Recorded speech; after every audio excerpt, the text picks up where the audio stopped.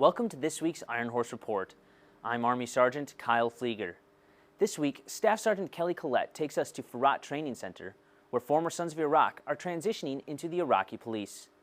Then, we'll introduce you to a married couple in this week's Ironhorse Family Album.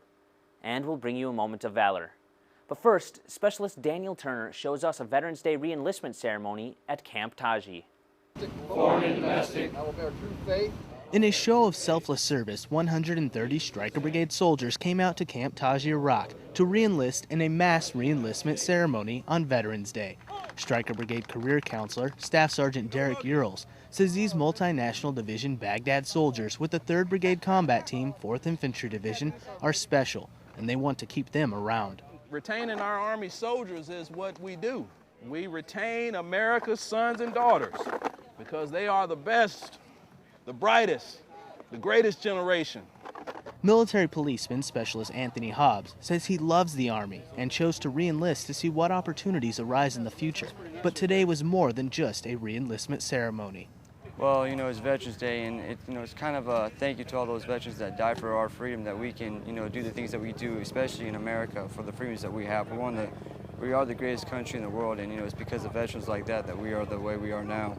Ironhorse career counselors say when soldiers re-enlist, it shows volumes about their character, and they're proud to keep these seasoned veterans around. Reporting for 3rd Brigade Combat Team, 4th Infantry Division, MND-B, I'm Specialist Daniel Turner, Camp Taji, Iraq. 20-year-olds.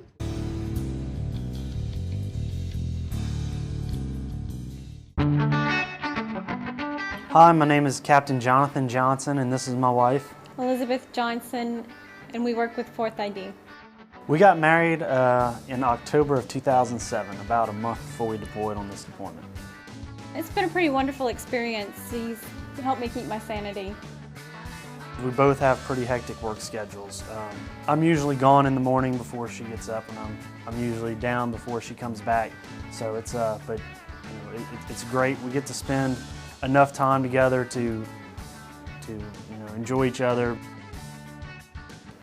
Getting to spend our first Christmas married together, our first Thanksgiving, our birthdays, our anniversaries. Every holiday that you have in a year, and we've gotten to spend that together, where otherwise we would have been apart. So it's pretty special. We're pretty focused on the fact that we're very lucky to have each other here.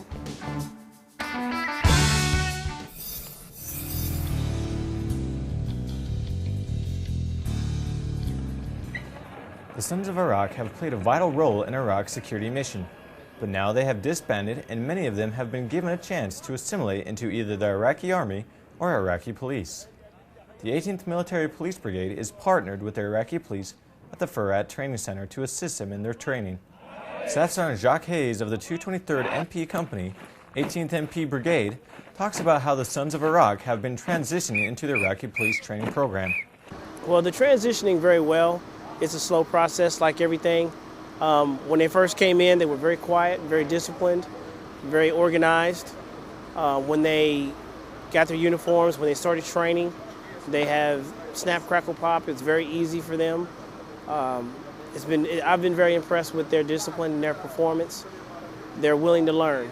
There have been problems in the past between the Sunni and the Shia religious groups. Now they are coming together to work as one team to secure their country against their common enemies. Brigadier General William Grimsley, Deputy Commanding General of the 4th Infantry Division, talks about how it's more important to focus on the Iraqis as one unit and not as two separate religious groups. It's all a big part of reconciliation. Rather than worrying about Sunni and Shia, though, I would say that it's an Iraqi government which is bringing Iraqis back inside the fold as part of the existing social fabric to continue progress forward. So I think that's a more important way to characterize this than Sunni versus Shia or vice versa. An IP student who was previously a son of Iraq talks about how feelings between the two groups have changed by coming together into one military force. When we forget about the differences between us, as far as Sunnis and Shiis and everything, now we are one because I'm serving in the military, so it's the military people here trying to help me to train in the military. Reporting for Multinational Division Baghdad, I'm Army Staff Sergeant Kelly Collette, Camp Liberty, Iraq.